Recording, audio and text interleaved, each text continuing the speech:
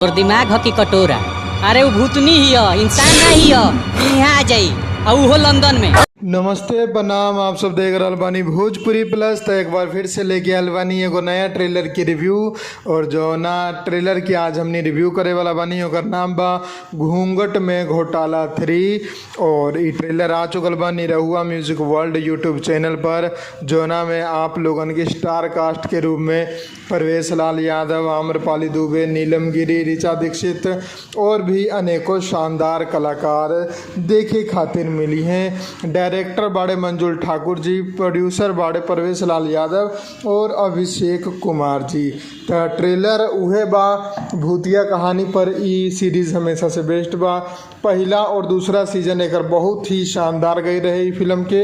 अब तीसरा पार्ट आयल बा तो कुछ नया लेके आयल बा। जी हाँ, ए बार जोन ई भूतनी वाला सीन बा, घूंघट में जोन घोटाला बा, ये सिर्फ इंडिया में ही ना विदेशों में चल गई बा। लंदन में चल गई बा। ई भूतनी परवेश लाल यादव जी के पीछा करते करते। जी हाँ, सीन कुछ ऐसन बा कि परवेश लाल यादव रहे मेन हीरो। ई जाले बनारस घूमे, वहाँ एगो लड़की से इनकारा के हो जाला प्यार। लेकिन समस्या तब पैदा होला जब पता चलेला कि उ लड़की के अंदर भी एगो आत्मा बा और ओकरा ऊपर काबू कैले बा, जो ना भूतनी के नाम बा ममता। जी हाँ, उ लड़की जोन बाड़ी जानी हीरोइन उ नीलम गिरी जी बाड़ी, और जोन भूतनी बाड़ी उ बाड़ी आम्रपाली दुबे जी। और वहाँ सब चीज़ सीन ख़त्म हो जाला, बनारस घूम के लेके आ जाला। ओकरा बाद जाला लंदन।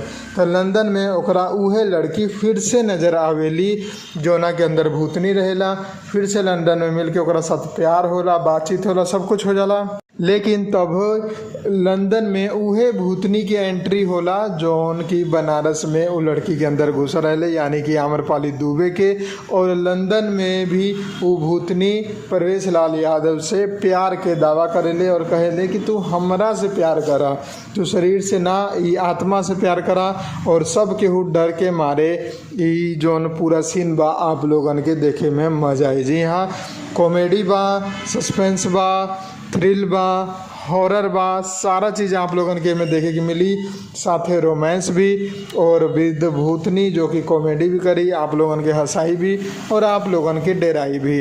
तो ट्रेलर जाके देखे के बाद जाके देख सकता नहीं निरहुआ म्यूजिक वर्ल्ड पर। शानदार ट्रेलर बनावल गईल बा। ए बार हीरो हीरोइन ना भूतनी भी इंटरनेशनल हो गई बाड़ी, बिहार और इंडिया से निकल के चल गई बाड़ी लंदन। तो देखे में आप लोगन के मजा आई। जोन फिल्म बा ओकरो रिलीज डेट अनाउंसमेंट हो गई बा कि थिएटर में कब आई फिल्म। तो फिल्म आ रहल बिया थिएटर में अगला महीना। जी हाँ, सितंबर में ये फिल्म आप लोगन के बीच में रिलीज होके जा रहल बाड़ी सिनेमा हॉल में, जोना के नाम बा घूंघट में घोटाला 3।